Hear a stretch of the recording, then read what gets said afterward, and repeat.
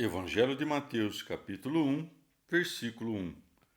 Genealogia de Jesus Cristo, filho de Davi, filho de Abraão. Palavra da salvação. Comentário. Mateus 1, 1. Santo Agostinho. O que Deus concedeu àqueles que, pela unção do óleo, foram consagrados reis e sacerdotes, o Espírito Santo concedeu ao homem Cristo, acrescentando uma purificação, pois o Espírito Santo purificou o que da Virgem Maria se formara para ser corpo do Salvador. Esta é a unção do corpo do Salvador, por isso foi chamado Cristo. Todos os erros dos hereges acerca de Cristo podem ser reduzidos a três classes: os concernentes à sua divindade, à sua humanidade ou a ambas de uma só vez. Cerinto e Ebião disseram que Jesus Cristo era apenas um homem. Insistindo neste erro, Paulo de Samosata asseverou que Cristo não existiu sempre, mas que seu princípio data somente de seu nascimento de Maria, pois não crê que seja algo maior que um homem. Esta heresia foi renovada depois por Fotino. A perversidade de Nestório foi afirmar que o engendrado do seio da Virgem Maria foi apenas um homem, a quem o Verbo de Deus não assumiu em unidade de pessoa e união inseparável. Erro que ouvidos católicos de modo algum puderam suportar. Alguns fazem de Sabélio discípulo de Noeto, que dizia que Cristo era o mesmo e idêntico Pai e Espírito Santo. Os maniqueus disseram que nosso Senhor Jesus Cristo era um fantasma e que não poderia nascer de um útero de mulher. Mas, se o corpo de Cristo foi um fantasma, o Senhor então nos enganou. E se nos engana, não é a verdade, mas Cristo é a verdade. Então seu corpo não foi um fantasma. Fausto diz: é certo que o Evangelho começou a existir, a ser nomeado a partir da pregação de Cristo, que em nenhum lugar diz que nasceu dos homens. Mas a genealogia não é o Evangelho pelo simples fato de que nem sequer seu escritor se atreveu a denominá-la como tal. O que então ele escreveu? Livro da genealogia de Jesus Cristo, filho de Davi. Não é livro do Evangelho de Jesus Cristo, mas livro de sua genealogia, prossegue Fausto. Vede como Marcos, que não teve o cuidado de escrever a genealogia, mas apenas a pregação do Filho de Deus, que é o Evangelho, iniciou de modo tão competente: Evangelho de Jesus Cristo, Filho de Deus, para que se veja que a genealogia não é o Evangelho. No mesmo Mateus 4,12, lê-se que, depois da prisão de João, começou Jesus Cristo a pregar seu Evangelho. Portanto, tudo o que se narra antes disso consiste na genealogia e não no Evangelho. Ative-me a João e Marcos, cujos princípios pareceram-me suficientes porque não introduzem Davi, nem Maria, nem José. Agostinho refuta Fausto desse modo. Que responderá então Fausto ao apóstolo quando este diz: lembra-te que o Senhor Jesus Cristo, que descende do sangue de Davi, ressuscitou dos mortos, segundo o meu evangelho. 2 Timóteo 2,8? Pois o que era o evangelho do apóstolo Paulo era o também dos demais apóstolos e de todos os fiéis encarregados da pregação de tão grande mistério. E assim o diz em outra parte: seja eu ou sejam eles, assim pregamos, e assim crestes. 1 Coríntios 15:11. Então, nem todos escreveram, mas todos o pregaram. Os arianos não querem admitir que o Pai, o Filho e o Espírito Santo sejam de uma só e mesma substância, natureza ou existência, mas dizem que o Filho é criatura do Pai e que o Espírito Santo é criatura da criatura, vale dizer, criado pelo mesmo Filho, e creem que Cristo tomou a carne sem alma. Mas João declara que o Filho não somente é Deus, mas da mesma natureza que o Pai, já que depois de haver dito e o Verbo era Deus, acrescenta: todas as coisas foram feitas por ele, e de onde fica claro que aquele por quem todas as coisas foram feitas não foi ele mesmo feito. E se não foi feito, não foi criado, e assim é da mesma natureza que o Pai, pois toda a natureza que não é de Deus é criatura. Não compreendo em que nos favoreceu a pessoa do mediador, não redimindo a melhor parte de nós, e assim, assumindo só a carne que, separada da alma, nem sequer pode sentir tal benefício. Pois se Cristo veio salvar o que havia perecido, como o homem todo é o que pereceu, o homem todo necessita do benefício do Salvador. Portanto, Cristo, com sua vinda, salvou-o na totalidade, assumindo o corpo e a alma. Que respondem, ademais, a tão claros argumentos da Escritura evangélica que o Senhor tantas vezes menciona contra eles? O de Mateus: a minha alma está numa tristeza mortal. Mateus 26, 38. O de João: eu tenho o poder de a dar e tenho o poder de a reassumir a vida. João 10, 18. E muitos outros semelhantes. E se disserem que Cristo falou em parábola, temos as razões dos evangelistas que, ao narrar os fatos, assim como atestam que teve corpo, dizem também que teve alma, pelas afecções que não podem existir senão na alma. Assim, em sua narrativa lemos: Jesus admirou-se, irritou-se, Mateus 8, Marcos 6, Lucas 7, e assim outros mais. Os apolinaristas, assim como os arianos, disseram que Cristo tinha assumido apenas a carne, sem alma. Vencidos neste ponto pelos testemunhos evangélicos, disseram que o princípio pensante, que é a alma racional do homem, estava ausente na alma de Cristo, desempenhando o Verbo o papel daquela. Se assim fosse, forçoso seria crer que o Verbo de Deus conformou um tipo de animal como figura de corpo humano.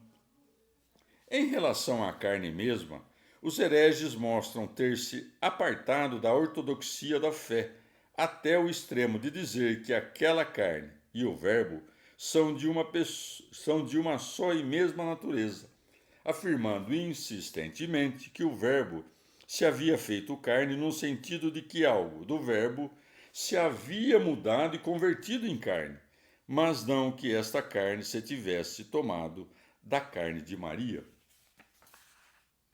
Evangelho de Mateus, capítulo 1, versículo 2.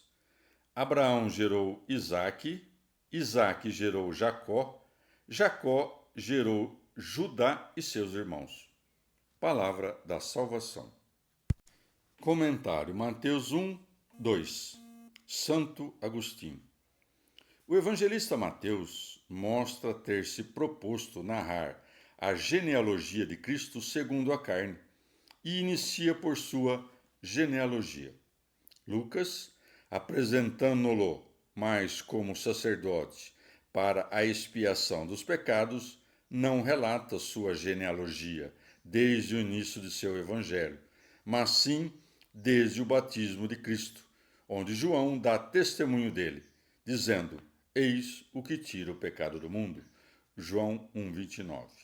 Ademais, na genealogia de Mateus, se dá a conhecer que Cristo, nosso Senhor, tomou sobre si nossos pecados, mas na genealogia de Lucas, se dá a conhecer a abolição de nossos pecados por ele.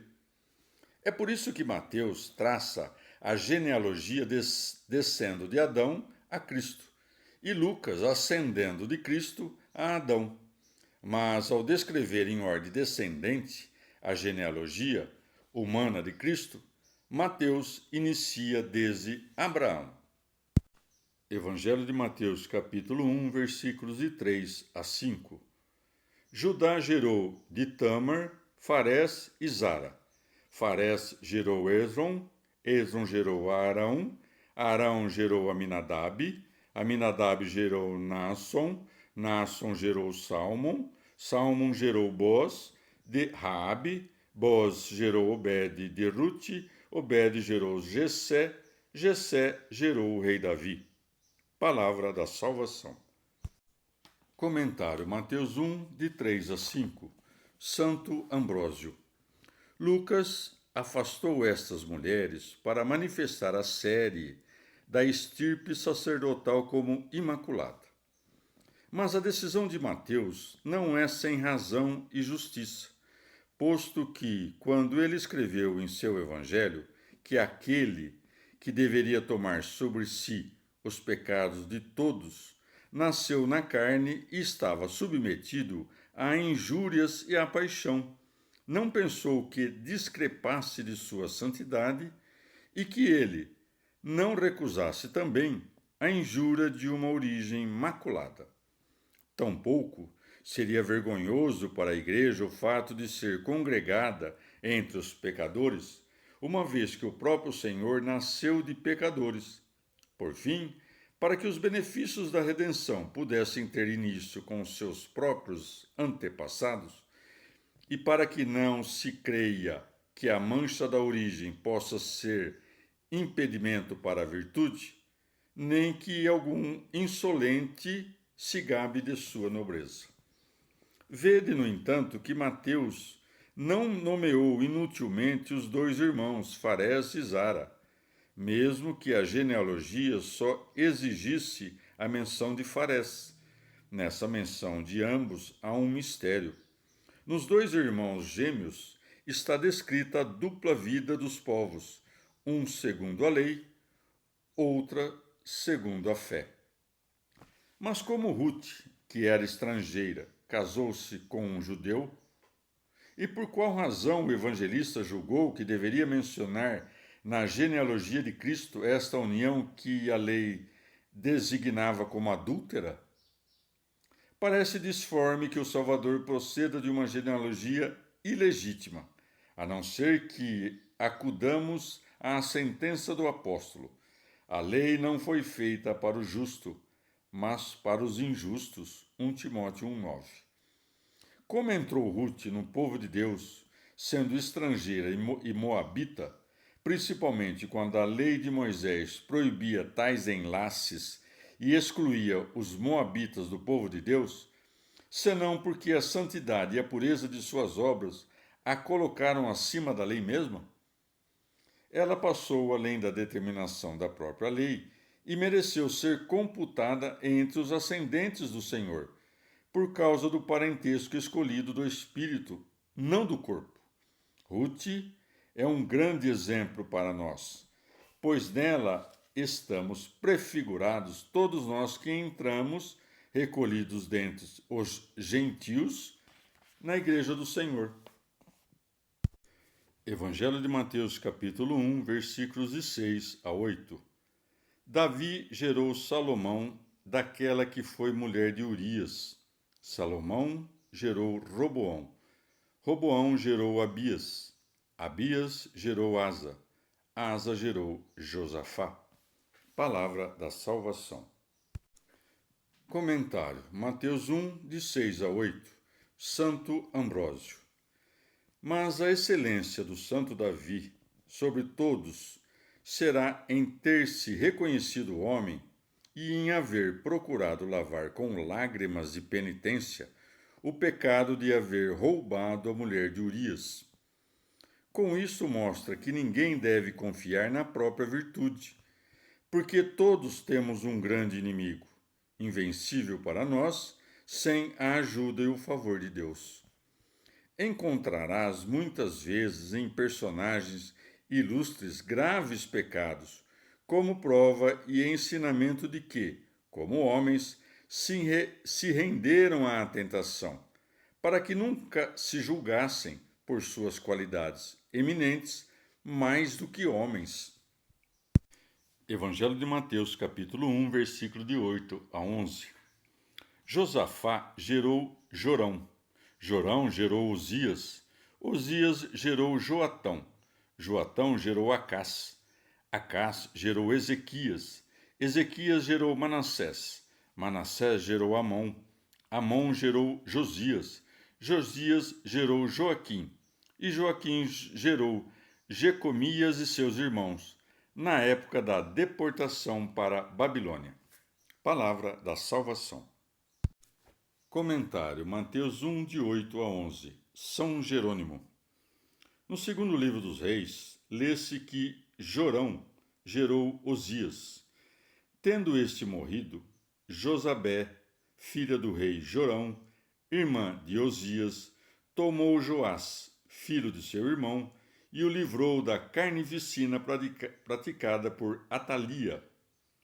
A Joás sucedeu no reinado seu filho Amazias, depois do qual reinou o filho deste, Azarias, que é chamado Osias, a quem sucedeu seu filho Joatão. Vês, portanto, segundo a fidelidade histórica, que houve 3 reis intermediários, os quais foram omitidos pelo evangelista. Jorão também não gerou Uzias, mas Ocosias e os demais enumerados. Mas como o propósito do evangelista era pôr em distintos períodos a 3 séries de 14 cada uma, e Jorão se havia misturado com a família da muito ímpia Jezebel, sua memória desaparece até a 3ª geração, ou seja, até Osias, para que não fosse colocada na santa genealogia. Ou, de outro modo, deve-se saber-se que o primeiro Jecomias é o mesmo Joaquim, e o segundo é o filho, não o pai, e que o nome do primeiro se escreve com K e M, e o segundo com CH e N, escrito que, por erro dos copistas e pela distância temporal, confundiu depois os escritores gregos e latinos. Evangelho de Mateus, capítulo 1, versículos de 12 a 15. E, depois da deportação para a Babilônia, Jecomias gerou Salatiel. Salatiel gerou Zorobabel. Zorobabel gerou Abiúde. Abiúde gerou Eliacim. Eliacim gerou Azor. Azor gerou Sadoc. Sadoc gerou Aquim. Aquim gerou Eliúde. Eliúde gerou Eleazar. Eleazar gerou Matã. Matã gerou Jacó. Palavra da salvação. Comentário: Mateus 1, de 12 a 15. Rábano Mauro. Mas vejamos a significação em sentido moral destes ascendentes do Senhor. Depois de Jecomias, preparação do Senhor, segue Salatiel, Deus minha petição. Porque o que está preparado não busca nada senão Deus. Mas novamente ele se faz Zorobabel, vale dizer, professor da Babilônia, isto é, dos homens terrenos, aos que faz conhecer que nosso Pai é Deus. É o que significa Abiúde. E então aquele povo reergue-se dos vícios, de onde seguem-se Eliaquim, que se traduz por ressurreição.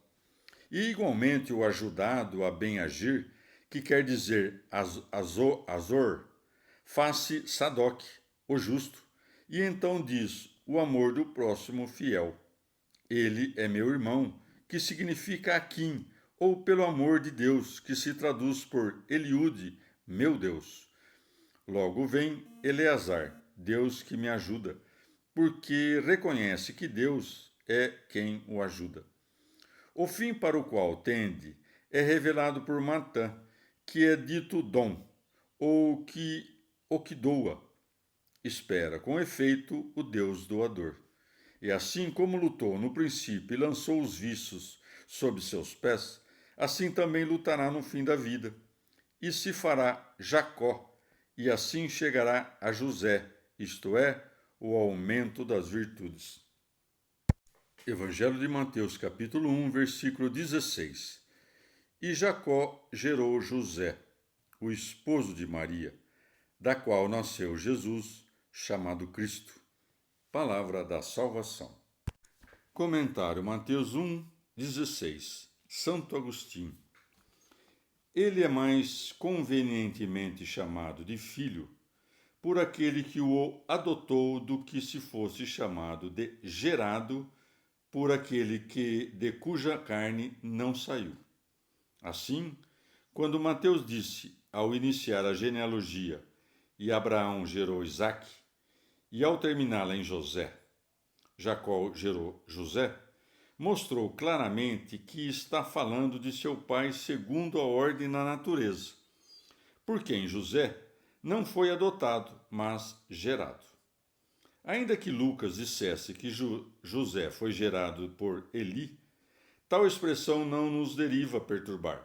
Com efeito, não é absurdo dizer que alguém que adotou um filho gerou-o não pela carne, mas pela caridade. Com razão, Lucas, expondo a genealogia de Cristo, não desde o início do Evangelho, mas desde seu batismo, e apresentando-o de preferência como sacerdote para a expiação de nossos pecados, se encarregou de narrar sua origem pela adoção legal, porque pela adoção somos feitos filhos de Deus, crendo no Filho de Deus. Mas pela genealogia carnal relatada por Mateus, vemos de preferência que o Filho de Deus foi feito homem por nós. Lucas nos mostra suficientemente a razão pela qual chama José de filho de Eli, pois José foi adotado por Eli, quando chama Adão de filho de Deus pela graça, a mesma que ele perdeu depois pecando, quando Deus o estabeleceu no paraíso tal como um filho. Isto é contrário à afirmação de Valentino, que disse que Cristo não havia assumido nada da Virgem, mas que havia passado por ela por um riacho ou um canal. Porque quis Deus tomar a carne no ventre de uma mulher é algo conhecido por seus desígnios secretos, talvez para dignificar desse modo os dois sexos, assumindo a forma de um varão e nascendo de uma mulher, ou por outra causa que eu não diria de modo temerário. O que pela unção do óleo concedia Deus aos que eram ungidos para ser reis, realizou o Espírito Santo no homem Cristo, acrescentando uma purificação. Por isso, quando nasceu, foi chamado Cristo. Não estaria de acordo com o direito divino que José julgasse dever separar-se de Maria, porque ela não deu à luz Jesus Cristo por meio da cópula carnal, mas permanecendo sempre virgem.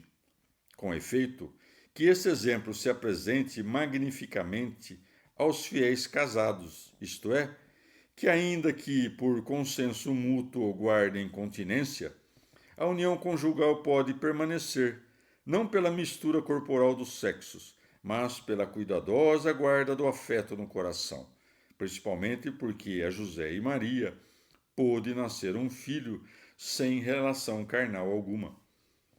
Todos os bens do matrimônio se cumprem nos pais de Cristo: a fé, a prole e o sacramento.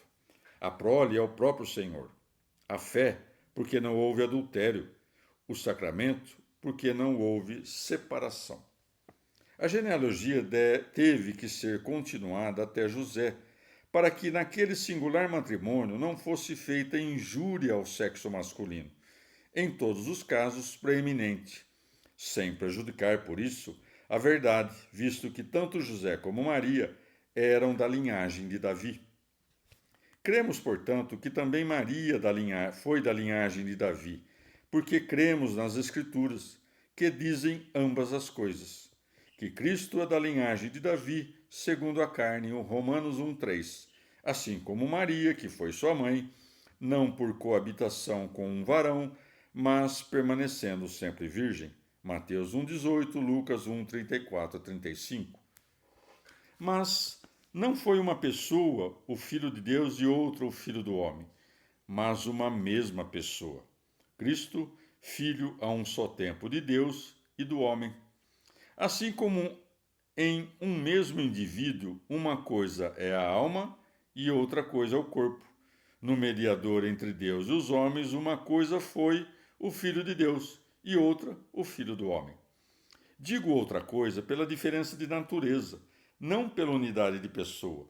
Mas, objeta o herege, não sei como ensinais que nasceu no tempo, e mesmo que dizeis coeterno ao Pai, posto que o nascer é como um certo movimento de um ser que não existe antes de nascer e para o qual o nascer traz o ato de existir, de onde se infere que o que já existia não pôde nascer e que, se pôde nascer, não existia antes.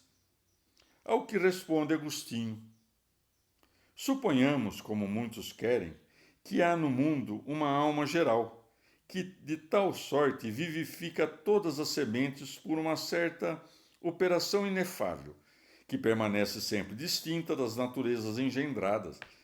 Indubitavelmente, essa alma, quando chegou ao útero, para formar a matéria passiva segundo as funções que deverá poder depois exercer, faz com que haja consigo uma mesma pessoa naquele ser que sabemos que não tem a mesma natureza dela, de onde se faz, pela ação da alma na matéria passiva, um só homem, a partir de duas naturezas, sendo a alma e a carne distintas. E assim, confessamos que a alma nasceu do útero, esta mesma alma que, vindo ao útero, dizemos que conferiu vida ao concebido. Afirmarei que ele é dito nascido de sua mãe, que lhe formou um corpo a partir de si mesma, no qual ele poderia nascer.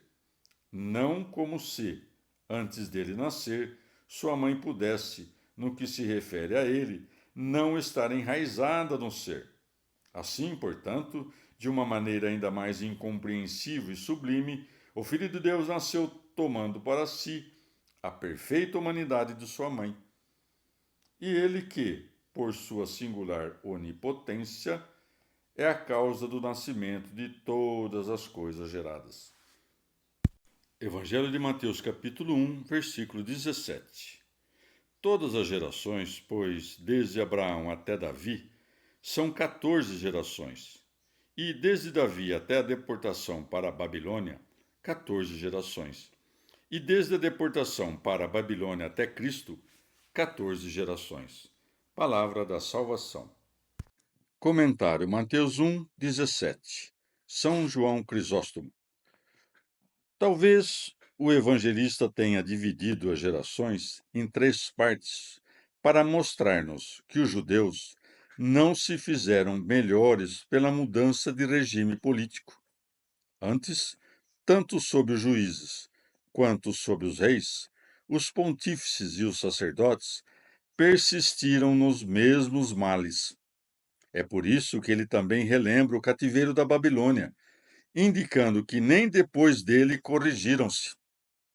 Ele não menciona o desterro no Egito, porque os judeus não temiam os egípcios como os babilônios ou os assírios, porque aquele era antigo, este recente, e também porque eles não foram levados ao Egito como castigo por seus pecados, diferentemente do desterro na Babilônia.